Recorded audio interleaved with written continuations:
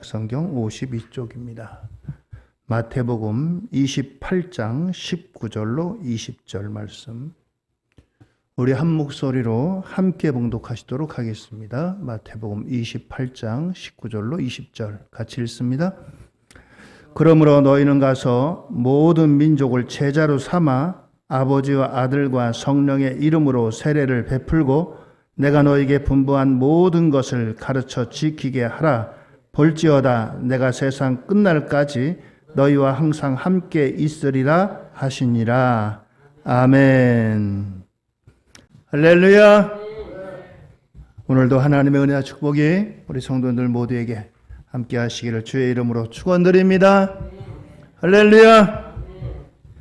오늘 말씀의 제목은 교회의 핵심 가치를 붙들라, 이런 제목입니다. 앞으로 몇 주간 주님과 함께 하라고 하는 이런 주제 하에 오늘은 교회의 핵심 가치를 붙들라라고 같이 말씀의 은혜를 나누겠습니다. 먼저 교회라고 하는 이 정의를 좀 여러분들 오해하지 말았으면 좋겠어요. 교회 그러면 이건 내가 아니고 이제 우리 연수성령교회 거기를 말하는구나.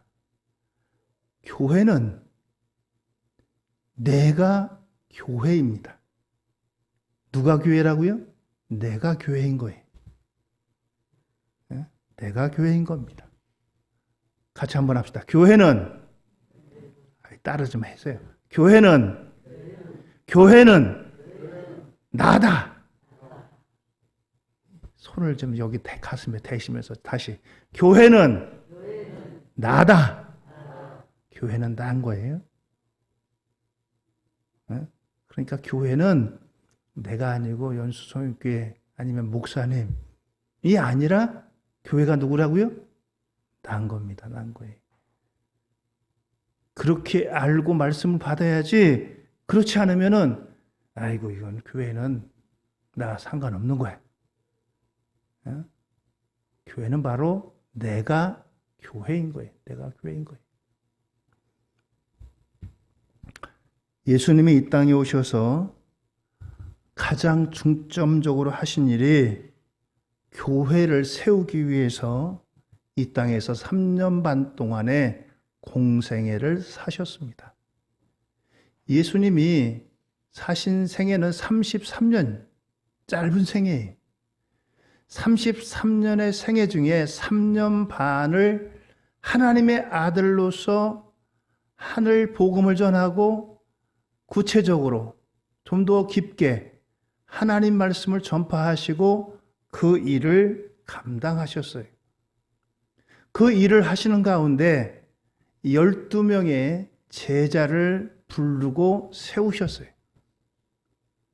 5,000명, 10,000명, 10만 명이 아니라 12명을 세우신 겁니다.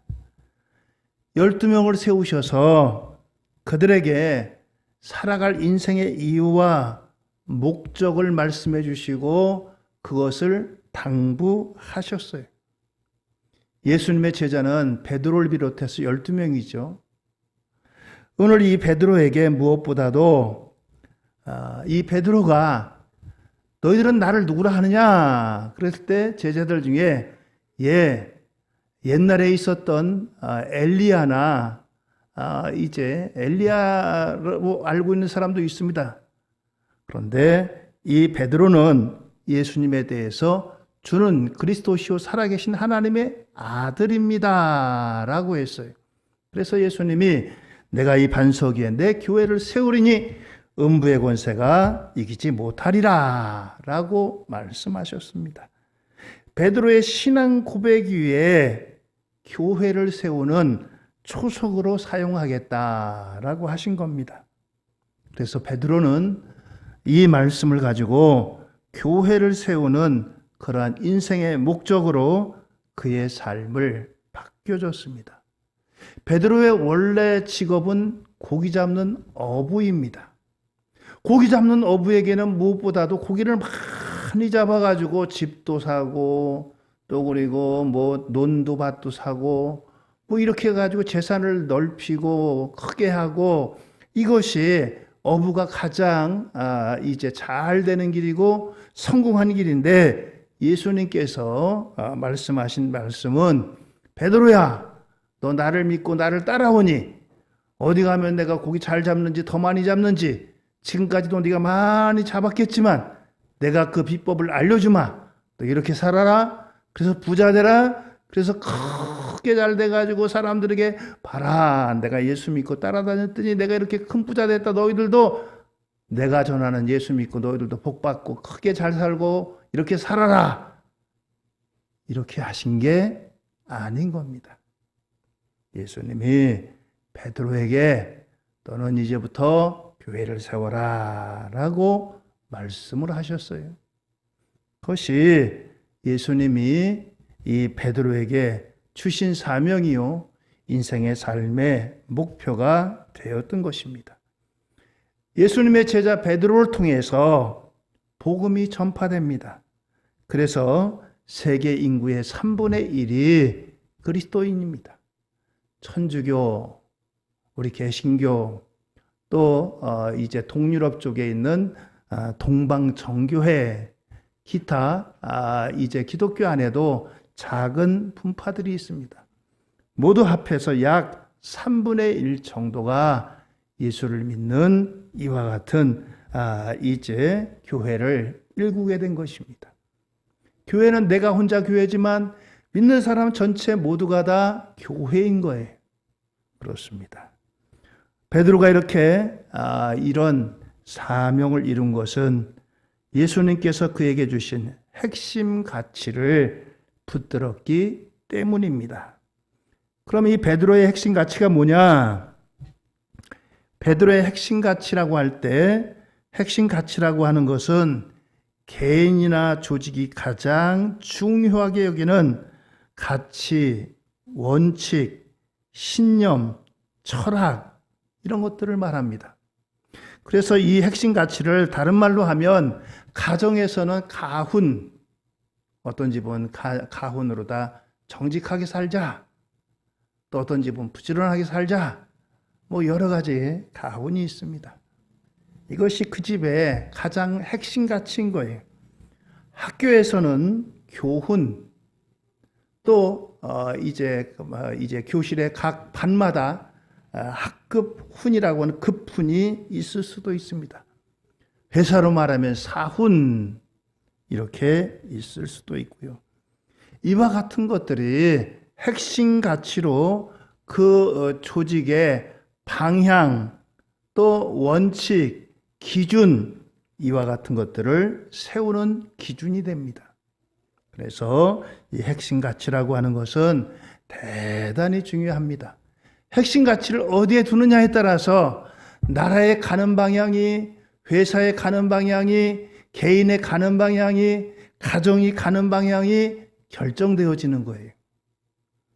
베드로에게 있어서 이 핵심 가치는 바로 교회를 세우는 것이 이 베드로에게 있어서 무엇보다도 핵심 가치라고 하는 것입니다. 그렇습니다. 그래서 이 핵심 가치를 통해서 사람이 결정되어지는 거예요. 인도의 독립운동을 이끈 마하트마 간디라고 하는 사람이 있습니다. 이 사람은 이제 비폭력 이제 독립운동을 펼쳤습니다. 독립운동을 하는데 인도가 영국에 의해서 지배를 받았어요. 그런데 이제 독립운동을 하는데 절대적으로 폭력을 쓰지 않는 겁니다.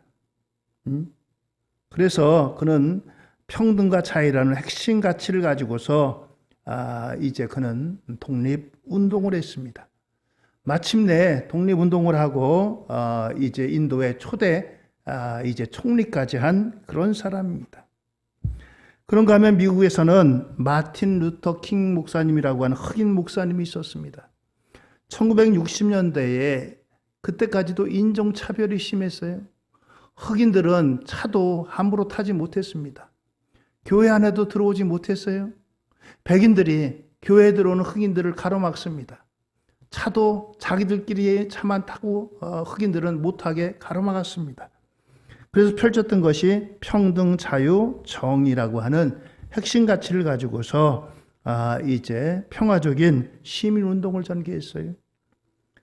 마틴 루터 킹 목사님이 암살당했습니다. 그러나 그의 핵심 가치는 지금도 사람들에게 영향을 끼치고 있습니다. 베드로는 이 땅에 하나님께서 세우시고자 했던 교회를 세우는데 가장 기초적인 그와 같은 인물이었습니다. 그가 이제 오늘 이 핵심 가치를 붙들게 된 말씀이 바로 오늘 마태복음 28장 19절로 20절의 말씀입니다. 다시 한번 제가 읽어드립니다. 마태복음 28장 19절로 20절. 그러므로 너희는 가서 모든 민족을 제자로 삼아 아버지와 아들과 성령의 이름으로 세례를 베풀고 내가 너에게 분부한 모든 것을 가르쳐 지키게 하라. 볼지어다 내가 세상 끝날까지 너희와 항상 함께 있으리라 하시니라. 아멘. 그렇습니다. 너는 모든 족속으로 제자를 삼으라. 가서 그들에게 가르치고 그들에게 세례를 베풀고 그들에게 하나님의 백성의 일원이 되게 하고 교회가 되게 하라. 이것이 예수님이 이제 베드로를 비롯한 제자들에게 주신 말씀입니다. 베드로가 이 말씀 붙들고서 사명을 감당합니다.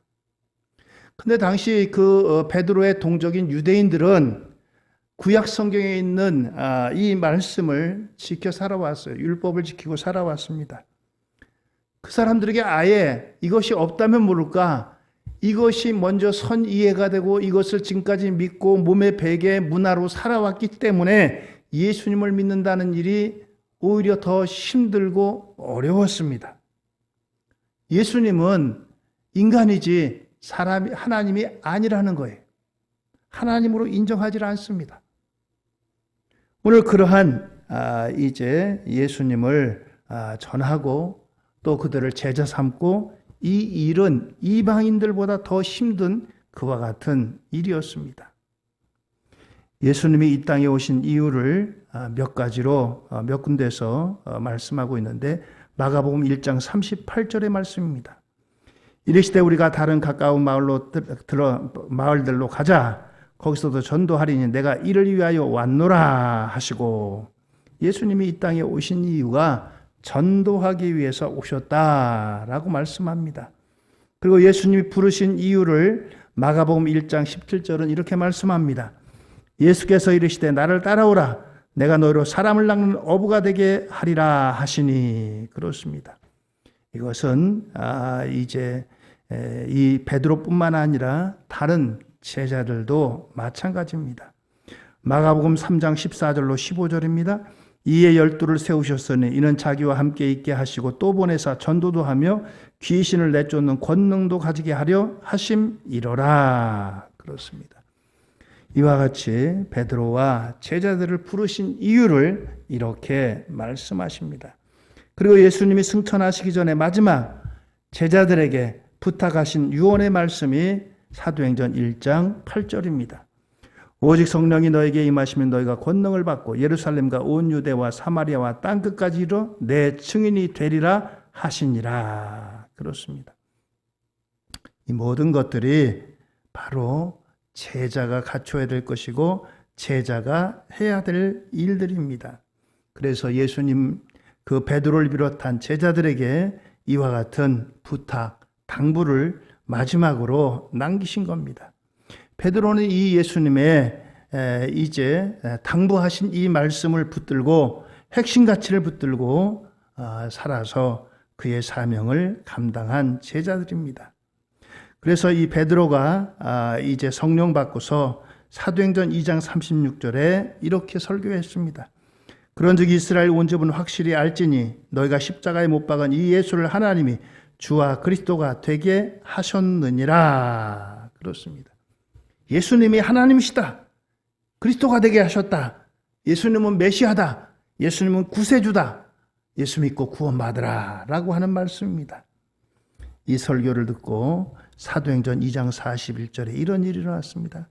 그 말을 받은 사람들은 세례를 받음에 이날에 신도의 수가 3,000이나 더하더라. 그렇습니다. 오늘 이와 같이 사도 베드로는 배운 것도 별로 없는 사람입니다. 베드로를 비롯한 많은 제자들이 그들이 하던 일들이 주로 어부, 고기 잡는 일이었습니다. 고기 잡는 일은 옛날이나 지금이나 힘들고 고된 일입니다. 목숨을 걸고 하는 일입니다.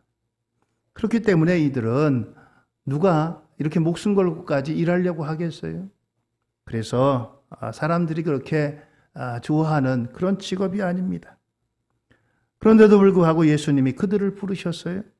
그들을 부르셔서 오늘 이와 같이 이런 사명을 맡기고 이 사명을 감당할 때 놀라운 역사가 이와 같이 일어납니다.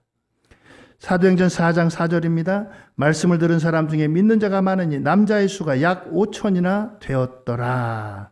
사도행전 6장 7절입니다. 하나님의 말씀이 점점 왕성하여 예루살렘에 있는 제자의 수가 심히 더 많아지고 허다한 제사장의 무리도 이도에 복종하니라.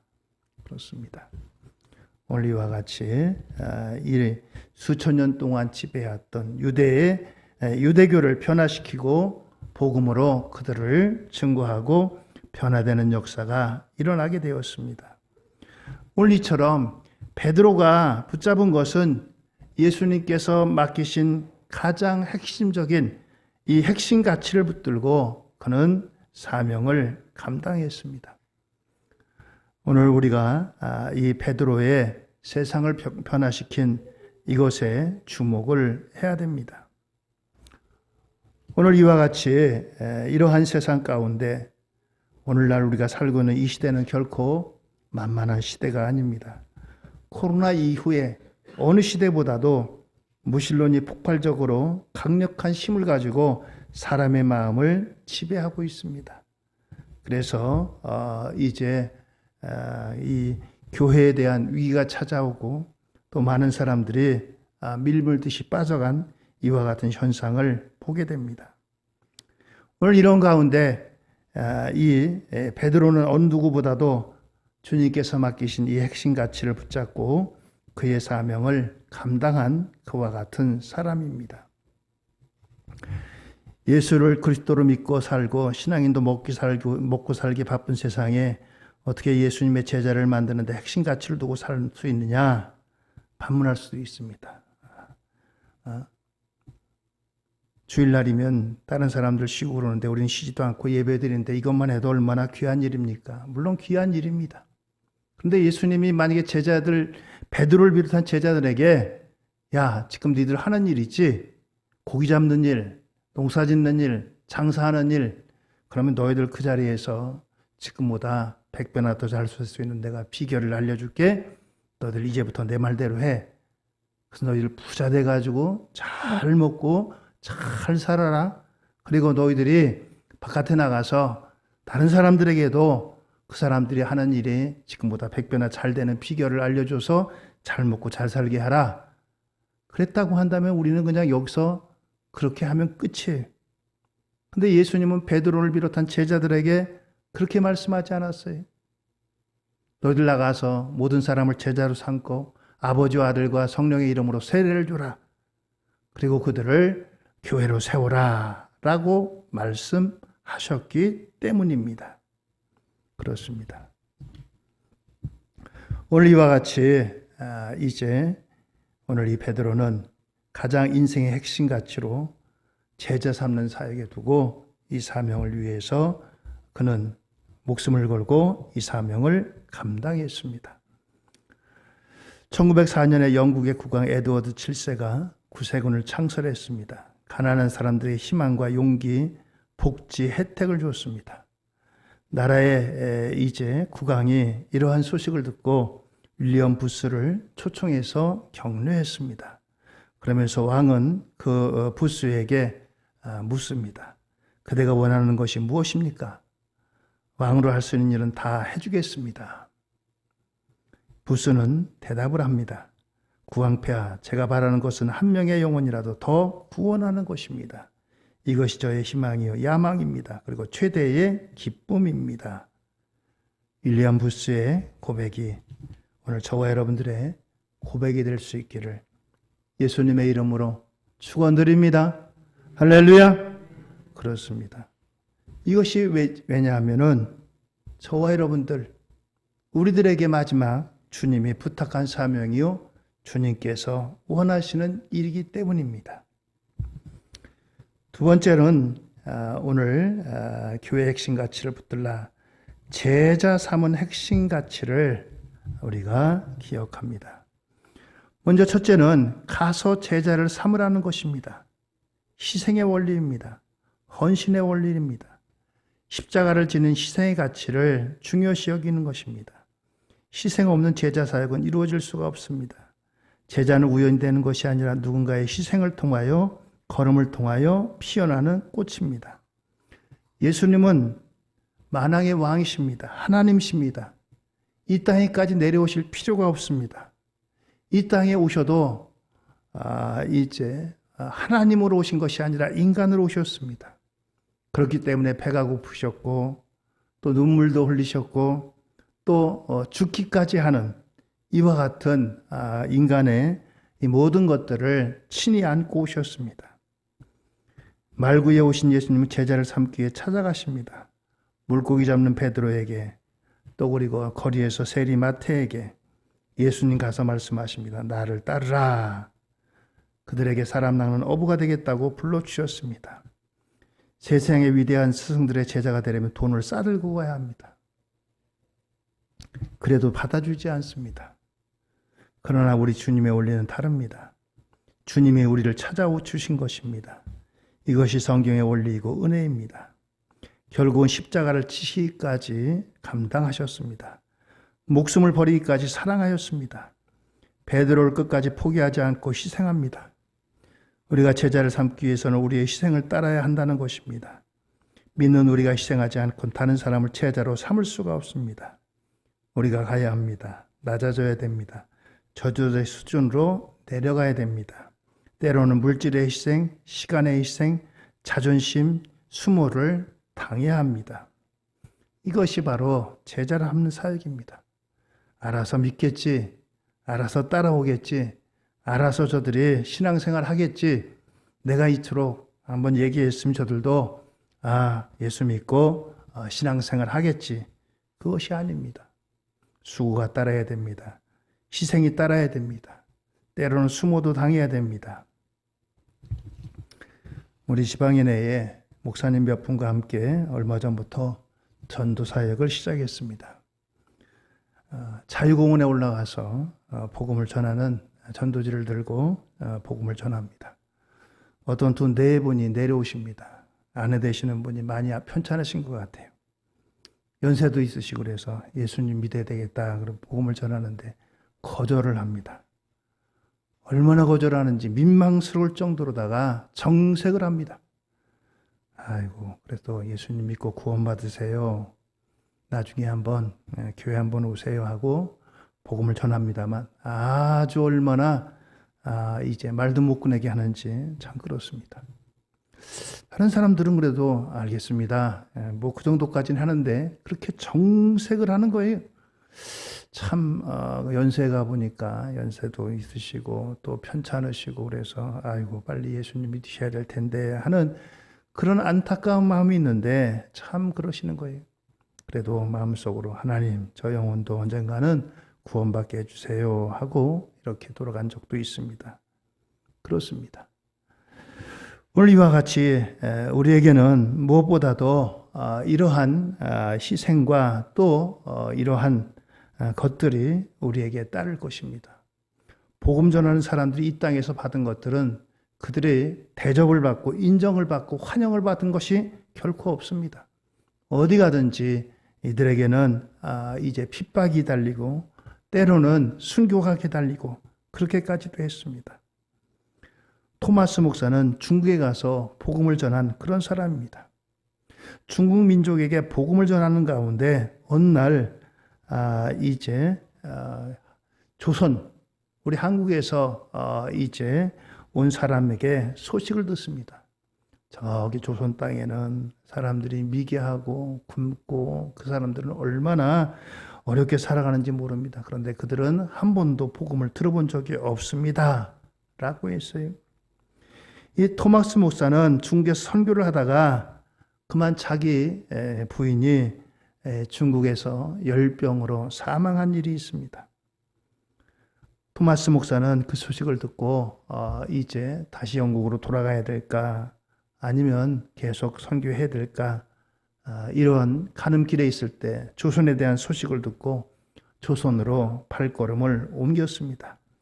그래서 우리가 잘 아는 신미양유라고 하는 이와 같은 미국 배가 평양에 대동강까지 이 배가 들어옵니다. 시어머노라고 하는. 그런데 이 시어머노가 배를 타고 한국 대동강에 들어올 때 평양감사 박기수가 시어머노에 불을 질렀습니다. 배가 불이 타가지고 배에 타고 있던 많은 사람들이 죽게 되었습니다. 토마스 목사도 가지고 있던 한문 성경을 대동강에 던지면서 이 성경이 녹아 흘러가는 물을 마시는 자마다 복음이 들어가게 하옵소서. 그러면서 이 성경이 녹아 흘러갈 땅을 적실 때마다 복음의 땅이 되게 해달라고 이렇게 기도하고 대동강에 뛰어들었습니다. 그런데 대동강에 뛰어든 이제 토마스 목사를 조선의 수군들이 사로잡았습니다.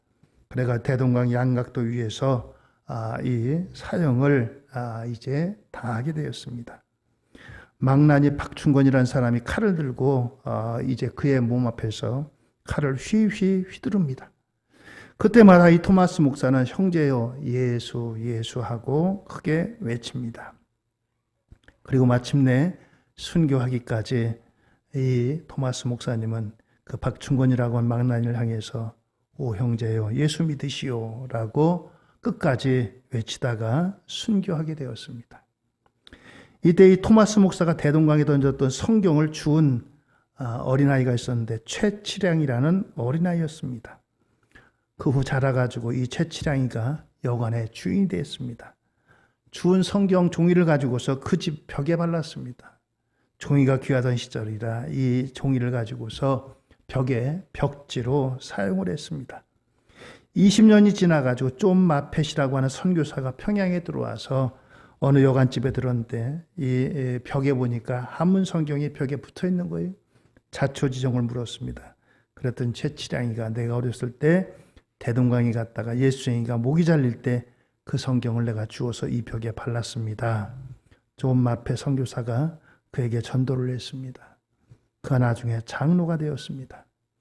그리고 토마스 목사의 목을 쳤던 망나니 박충건이는 김익두 목사가 이제 부흥회에 참석했다가 예수를 영접하고 자기 과거를 회개하고 자기 집을 교회에 바치고 예수 믿고 장로가 되었다고 합니다.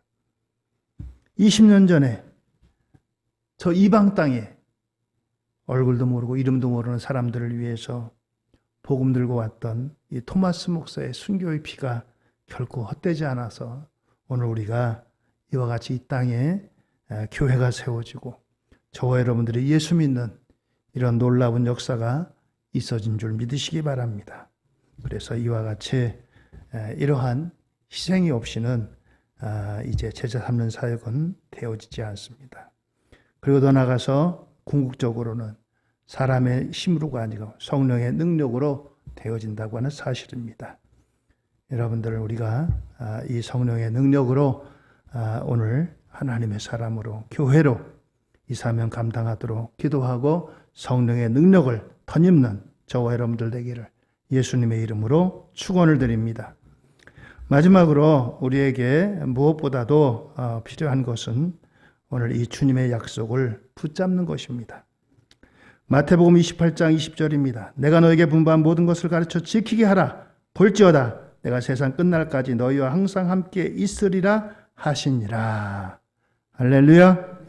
언제까지 있겠다고 하십니까? 세상 끝날까지. 오늘 우리와 함께 하시는 그분은 누구십니까? 하늘과 땅의 모든 권세를 가지신 분. 돌아가셨다가 4일 만에 부활하신 분입니다. 그리고 마지막 때에 만왕의 왕으로 다시 오실 분입니다. 오늘 이와 같은 구주 예수님을 기억하고 우리는 믿고 따르는 것입니다. 그분이 우리와 함께 하신다고 말씀합니다. 우리 힘으로는 할 수 없습니다. 물질이 없다고, 시간이 없다고, 재능이 없다고, 힘이 없다고, 용기가 없다고 포기하지 마시기 바랍니다. 어떤 사람은 구원의 확신이 없다고 말합니다. 그러나 전도하면은 구원의 확신이 더 확실해집니다. 전도의 필요성을 느끼지 않는다고 합니다. 겁이 난다고 합니다. 방법을 모른다고 합니다. 어떤 사람은 해야 할 다른 일이 너무 많다고 합니다. 본교회가 멀다고 얘기하기도 합니다. 행실이 모범이 못되다고도 합니다. 전도할 사람이 없다고도 합니다. 그러나 순종하려는 각오만 우리가 있다면 성령님께서 도와주실 것입니다. 영혼 구원은 내가 하는 것이 아닙니다. 나는 그저 단지 쓰임받는 것뿐입니다. 결국은 성령께서 사역에 함께 사용하시고 성령께서 일하시는 겁니다. 제자와 사역은 우리 주님께서 가장 원하시는 사역입니다. 이 일에 우리가 쓰임을 받아야 됩니다. 주님이 말씀하십니다. 사도행전 1장 8절입니다. 같이 한번 읽읍시다. 오직 성령이 너에게 임하시면 너희가 권능을 받고 예루살렘과 온 유대와 사마리아와 땅끝까지 이르러 내 증인이 되리라 하시니라. 할렐루야. 그렇습니다. 성령의 충만을 간구하시기 바랍니다. 오늘 여러분들, 그들은 연약한 사람들이었어요. 부족한 사람들이었어요. 그러나 하나님 앞에 붙들림 받으니까 성령께서 함께하니까 감당하게 됩니다. 우리가 이 땅을 떠난 후에 남는 것이 있다면 무엇이 있겠습니까? 가치 추구를 한 사람들이 오래 남고 그 가치가 세상을 변화시키고 가치가 실현하는 사람들이 세상에서 오래 기억되는 것입니다. 핵심 가치가 바로 세상을 변화시키는 것입니다. 다시 한번 마태복음 28장 19절로 20절을 다시 한번 읽습니다. 눈을 크게 뜨시고 설교 끝났습니다. 공예를 들으시고 눈을 크게 뜨시고 입은 벌리시고 28장 19절로 20절 같이 한번 읽습니다. 그러므로 너희는 가서 모든 민족을 제자로 삼아 아버지와 아들과 성령의 이름으로 세례를 베풀고 내가 너희에게 분부한 모든 것을 가르쳐 지키게 하라. 볼지어다 내가 세상 끝날까지 너희와 항상 함께 있으리라 하시니라.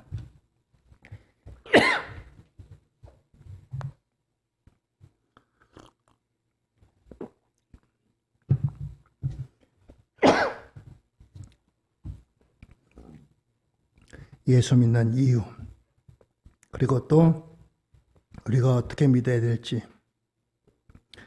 교회의 핵심 가치를 붙들라. 이것이 오늘 저와 여러분들이 해야 될 일입니다. 주님께서 바로 이 일을 위해서 저와 여러분들을 붙드시고 또 우리에게 이 사명을 맡겼습니다. 다시 한번 말씀을 기억하고 오늘 하나님 앞에서 저와 여러분들이 교회의 핵심 가치, 곧 내가 붙들어야 될 핵심 가치가 무엇인가, 이것을 생각하고 영혼 구원을 위해서 기도하고 또한 이 일에 쓰임 받으시는 복되는 우리 성도님들 다 되기를 예수님의 이름으로 축원드립니다. 할렐루야. 기도하시겠습니다.